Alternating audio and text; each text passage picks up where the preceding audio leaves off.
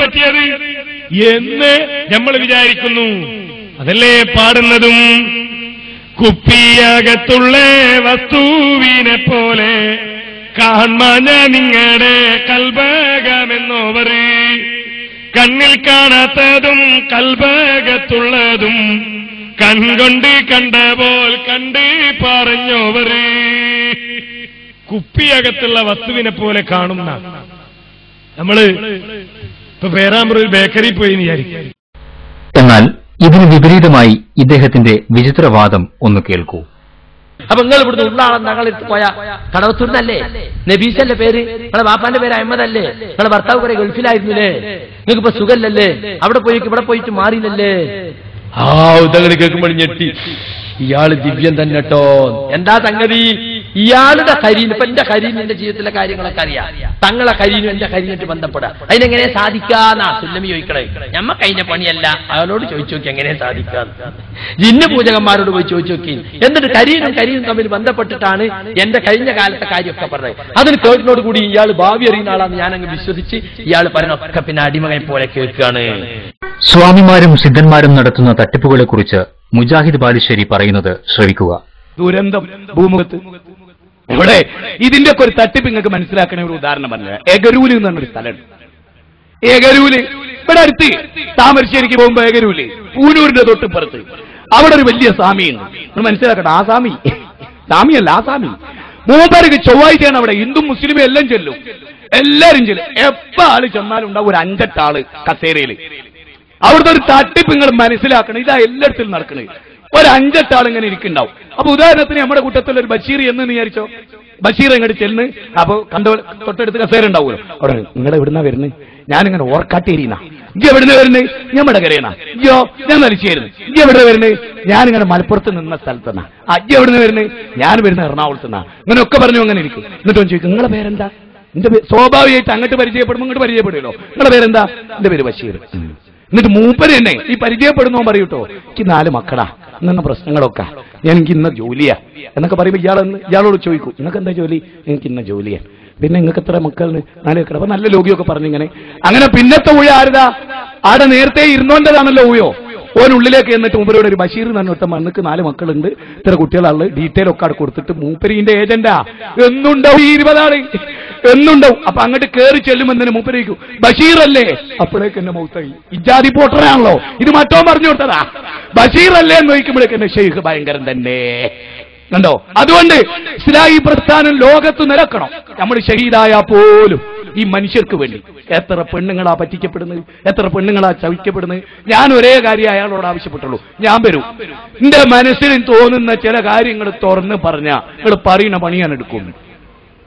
ഞാൻ പറഞ്ഞല്ലോ അല്ലേ? ഒരു പെണ്ണിന്റെ മാല പൊട്ടിച്ചുകൊണ്ടുപോകുമ്പോ ഓളെ കൂടെയുള്ള കരീന് കാണുന്നത് ഓന ഉടർന്നിരിക്കല്ലേ? അപ്പോ ഈ മുസ്ലിയാരുടെ അല്ലെങ്കിൽ ഈ തങ്ങളുടെ ഈ പണിക്കരുടെ കരീനും തമ്മിൽ ഈ സംഭാഷണം നടത്തിയിട്ട് ചിലപ്പോൾ വല്ലപ്പോഴുമൊക്കെ അങ്ങനെ തെളിയിക്കാൻ സാധിച്ചെന്ന് വരും. ബനുൽ മുസ്തലഖ് യുദ്ധത്തിന് വേണ്ടി പോയി അല്ലാഹുവിന്റെ റസൂൽ യുദ്ധം കഴിഞ്ഞ് തിരിച്ചു വരുമ്പോ ഒരു സ്ഥലത്ത് തമ്പടിച്ചു പ്രഭാത കർമ്മങ്ങൾ നിർവഹിക്കാൻ വേണ്ടി.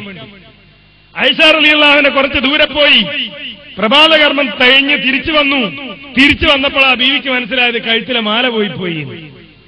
ബീവി അത് തെരഞ്ഞുപോയി. നമ്മളെ നാട്ടിൽ ബീവിമാരെ കാര്യമായ പണി എന്താ? കാണാതായി പോയ മാല എടുത്തു കൊടുക്കല. ഇവിടെ വീണുപോയത് തന്നെ ആയിഷ ബീവി അറിഞ്ഞിട്ടില്ല. ഇതിനേക്കാൾ വലിയ ബീവി വേറെ വരാനില്ലല്ലോ.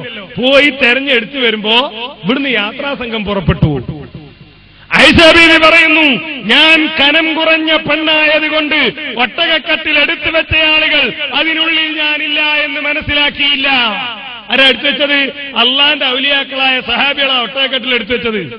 ആ മറക്കുള്ളിൽ, ഒട്ടകക്കട്ടിലിനുള്ളിൽ, ഒരു മറയുടെ ഉള്ളിൽ ആയിഷ റളിയല്ലാഹു അൻഹ ഇല്ല എന്ന് പോലും ആർക്ക് മനസ്സിലായില്ല? ഔലിയാക്കന്മാർക്ക് മനസ്സിലായില്ല. എന്നാൽ വിശുദ്ധ ഖുർആനിൽ ജിന്നിനെ പറ്റിയുള്ള ഒരു പരാമർശത്തിൽ മറഞ്ഞ കാര്യം അവർക്ക് അറിയില്ല എന്ന കാര്യം സ്വലാഹി തന്നെ ഒരു പ്രഭാഷണത്തിൽ പറയുന്നത് ശ്രദ്ധിക്കൂ. അതുപോലെ സുലൈമാൻ നബി ഇങ്ങനെ ജിന്നുകളെ കൊണ്ട് പണിയെടുപ്പിക്കുക, പടി കുത്തി ഇങ്ങനെ നിൽക്കുക. ഓല് ഭയങ്കരമായിട്ട് അധ്വാനിക്കണം. സുലൈമാൻ നബി മേൽനോട്ടത്തിൽ നിൽക്കുന്നുണ്ട്. മൂപ്പര് നിന്നോടത്തൊന്ന് മരിച്ചു. ആ വടി കുത്തിപ്പിടിച്ച് നിന്ന നിലമ മരിച്ചിട്ട് വടി ചെതല് പിടിച്ചിട്ട് പൊട്ടിയിട്ട് ഇടും. ആണ് വീണപ്പോഴാണ് സുലൈമാൻ നബി മരിച്ചെന്ന് ആര് മനസ്സിലാക്കിയത്? ജിന്നുകള് മനസ്സിലാക്കിയത്. മനുഷ്യനുമായി ബന്ധപ്പെട്ടപ്പോൾ വളരെ നിസ്സാരമായതും നേരെ മുമ്പിലുള്ളതുമായ ഈ കാര്യം പോലും അറിയാൻ ജിന്നിന് സാധിച്ചില്ല എന്നതല്ലേ ഈ സംഭവം നമ്മെ പഠിപ്പിക്കുന്നത്? ഹദീസുകളിലേക്ക് പോയാൽ ഇത്തരം വാദക്കാർക്ക് കിട്ടുന്ന ആകെ ഒരു പുൽക്കൊടി ആയിഷ ബീവിയോട് നബി സല്ലല്ലാഹു അലൈഹി വസല്ലമ മറുപടി പറയുന്ന ഒരു ഭാഗമാണ്. എങ്ങനെയാണ് ചില കാര്യങ്ങൾ ജ്യോത്സ്യന്മാർ പറയുന്നത് ഒത്തുവരുന്നത് എന്ന ചോദ്യത്തിന് നബി സല്ലല്ലാഹു അലൈഹി വസല്ലമയുടെ മറുപടി പൈശാചികമായി ലഭിക്കുന്ന ഒരു സത്യവും 100 കളവും എന്നാണ്. ഇവിടെ ശ്രദ്ധേയമായ വസ്തുത ഒരു സത്യത്തിന് 100 കളവുകൾ എന്നതാണ്. ഈ ഒരു ഹദീസ് കൊണ്ട് എങ്ങനെയാണ് ജ്യോത്സ്യന്മാർ പറയുന്നത് ഏറെക്കുറെ ശരിയാണ് എന്ന് പറയാൻ പറ്റുക? ജിന്ന് പിശാച് വിഷയത്തിൽ അതിര് കവിഞ്ഞ നമ്മുടെ സുഹൃത്തുക്കൾ ചെന്നെത്തിയത് വിഗ്രഹങ്ങൾ സംസാരിക്കുന്നതിന്റെ പിന്നിൽ പിശാച് പ്രവർത്തിക്കുന്നു എന്നതിലേക്കാണ്. പക്ഷേ വിഗ്രഹങ്ങൾ ചിലപ്പോൾ സംസാരിച്ചതായി വിഗ്രഹ പൂജകന്മാർ പലയിടത്തും അവകാശപ്പെടാറുണ്ട്. ഇന്ന വിഗ്രഹം സംസാരിച്ചു. അങ്ങനെ സംസാരിച്ചിട്ടുണ്ടെങ്കിൽ തന്നെ വിഗ്രഹത്തിന് സംസാരിക്കാൻ കഴിയില്ലല്ലോ. അത് വെറും മരമോ കല്ലോ അല്ലേ, ശില്പി കൊത്തിയുണ്ടാക്കിയതല്ലേ. അപ്പോ അതിന്റെ പിന്നിൽ ശൈത്താൻ ശബ്ദമുണ്ടാക്കിയിട്ട് ഈ വിഗ്രഹ ആരാധനയിലേക്ക് ജനങ്ങളെ പ്രേരിപ്പിക്കാൻ, വിഗ്രഹത്തിന് കഴിവുകളുണ്ടെന്ന് വരുത്തി തീർക്കാൻ ചിലപ്പോൾ പിശാച് അങ്ങനെ സംസാരിച്ചേക്കാം, സാധ്യതയുണ്ട് എന്ന് മാത്രമേ അതിനെ സംബന്ധിച്ച് പറയാനുള്ളൂ.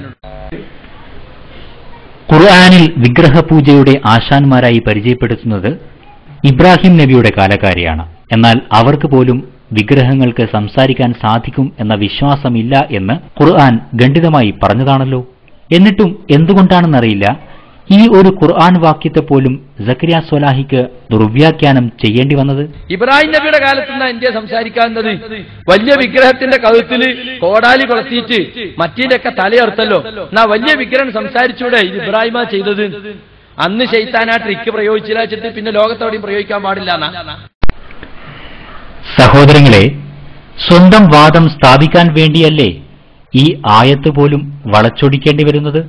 പരിശുദ്ധ ഖുർആനിൽ ജിന്നിനെ കുറിച്ച് പറയുന്നതും ജിന്നുമായി ബന്ധപ്പെട്ട വിശ്വാസത്തെക്കുറിച്ച് പറയുന്നതും ഖുർആനും സുന്നത്തും പറയുന്നത് അപ്പടി അംഗീകരിക്കുകയും വിശ്വസിക്കുകയും ചെയ്യുക എന്നല്ലാതെ അദൃശ്യമായ വിശ്വാസത്തിൽ ശക്തമായി വിശ്വസിക്കേണ്ട മുസ്ലിമിന് അതിൽ ഗവേഷണം നടത്താൻ അനുവാദമില്ല, അധികാരമില്ല. കാരണം അതവന്റെ പരിധിക്കപ്പുറത്താണ്, നമ്മുടെ ചിന്തക്കപ്പുറത്താണ്. ആലമുൽ ജിൻ എന്ന് പറയുന്നത് നമ്മുടെ ചിന്തക്കപ്പുറത്താണ്. മരിച്ചവരോട് സംസാരിക്കാൻ കഴിയുകയില്ലെന്ന് വിശുദ്ധ ഖുർആനും തിരുസുന്നത്തും വ്യക്തമാക്കുന്നു. എന്നിട്ടും ഇദ്ദേഹം പറയുന്നത് കാണുക. ജസ്റ്റിസ് കൃഷ്ണയ്യർ മരിച്ച ഭാര്യയോട് സംസാരിച്ചു. അദ്ദേഹം ബുക്ക് തന്നെ എഴുതിയിട്ടുണ്ട്. ആ പുസ്തകത്തിൽ ഒരുപാട് ആളുകൾ മരിച്ചവരുമായി സംസാരിച്ചത് എഴുതിയിട്ടുണ്ട്. ആരോടാണ് സംസാരിക്കുന്നത്? മരിച്ച ഭാര്യയുടെ റൂഹിനോടാണെന്നാണ് ഇവർ അവകാശപ്പെടുന്നത്. അല്ല, അത് ശൈത്താനോടാണ് സംസാരിക്കുന്നത്. മരിച്ച ഭാര്യയുടെ കൂടെയുള്ള ഖരീനോടാണ് സംസാരിക്കുന്നത്. ആളുകൾ മരിച്ചവരുമായി സംസാരിച്ചത് എഴുതിയിട്ടുണ്ട്. ആരോടാണ് സംസാരിക്കുന്നത്? മരിച്ച ഭാര്യയുടെ റൂഹിനോടാണെന്നാണ് ഇവർ അവകാശപ്പെടുന്നത്. അല്ല, അത് ശൈത്താനോടാണ് സംസാരിക്കുന്നത്. മരിച്ച ഭാര്യയുടെ കൂടെയുള്ള ഖരീനോടാണ് സംസാരിക്കുന്നത്.